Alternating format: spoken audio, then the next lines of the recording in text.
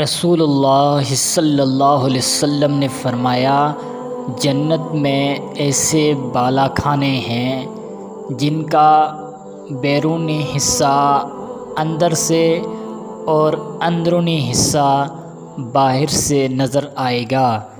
سیدنا ابو موسیٰ اشعری رضی اللہ تعالیٰ عنہ نے عرض کیا، یا رسول اللہ صلی اللہ علیہ وسلم، وہ کس کے لیے ہیں؟